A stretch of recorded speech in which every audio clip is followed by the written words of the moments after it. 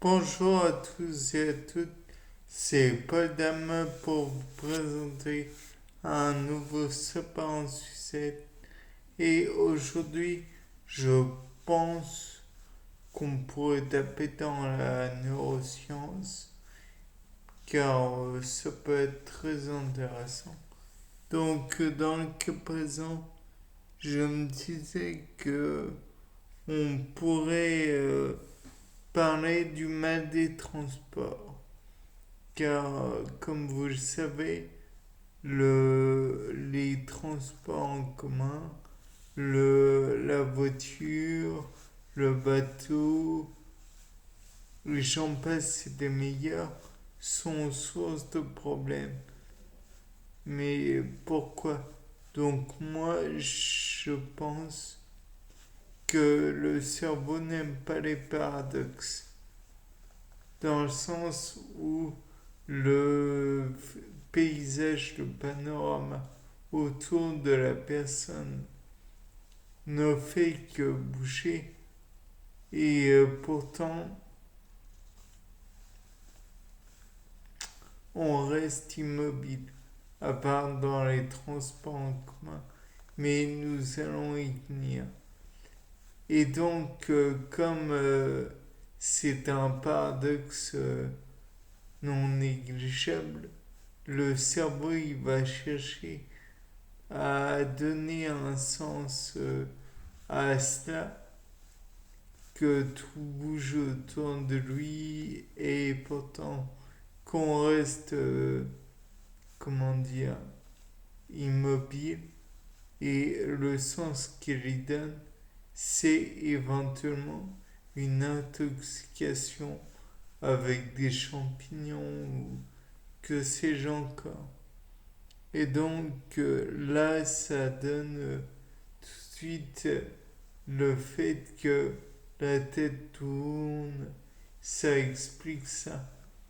Et puis en plus, on peut dire que le responsable de l'équilibre n'a pas vraiment son mot à dire. Quand il y a un coup de frein, ça peut déséquilibrer la personne.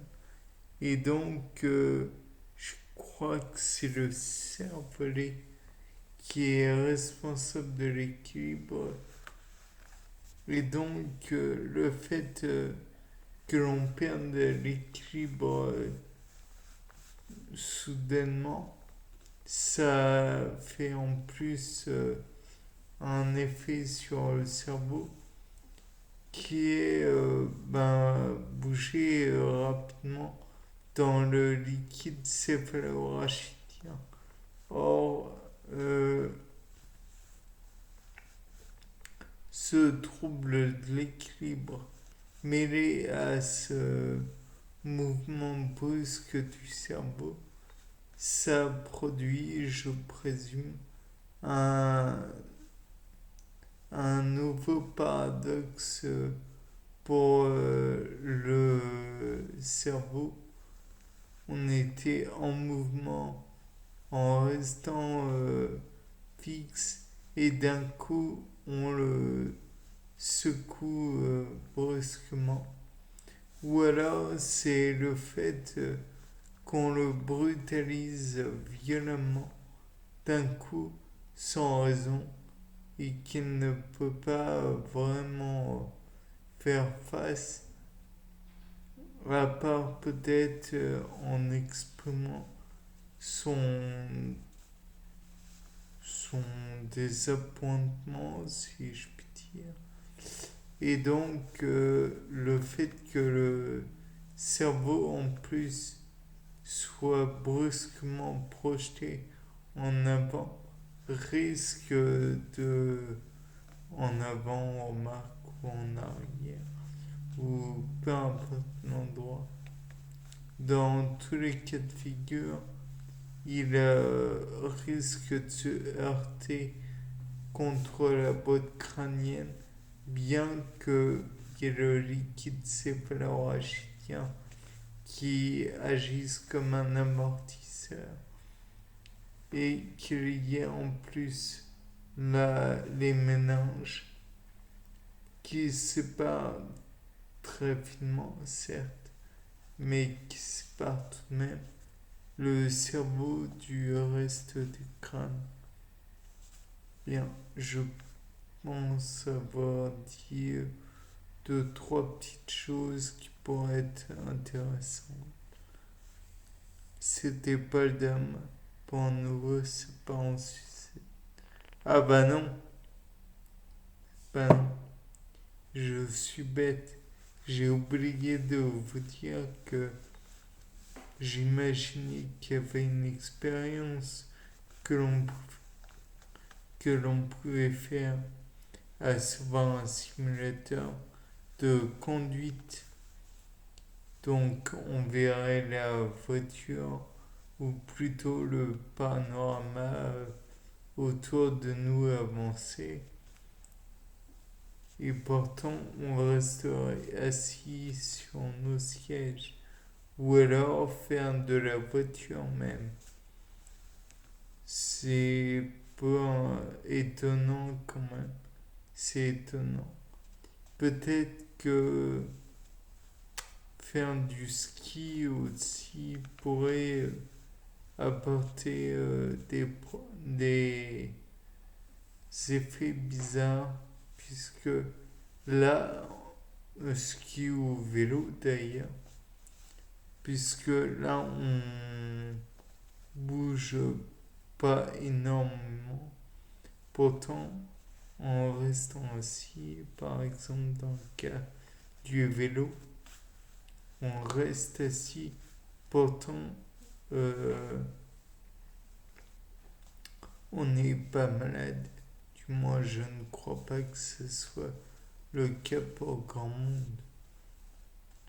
Peut-être est-ce parce que on est en mouvement au niveau des jambes et donc le fait est que le sang irrigue le cerveau et circule beaucoup plus vite que si on était assis sans rien faire.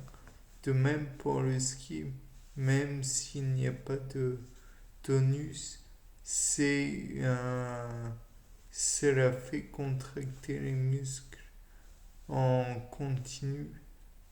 C'est bien plus physique qu'il n'y paraît. Le, comment dire, le ski ou même l'aviron, vous faites circuler le sang et pourtant vous ne marchez pas.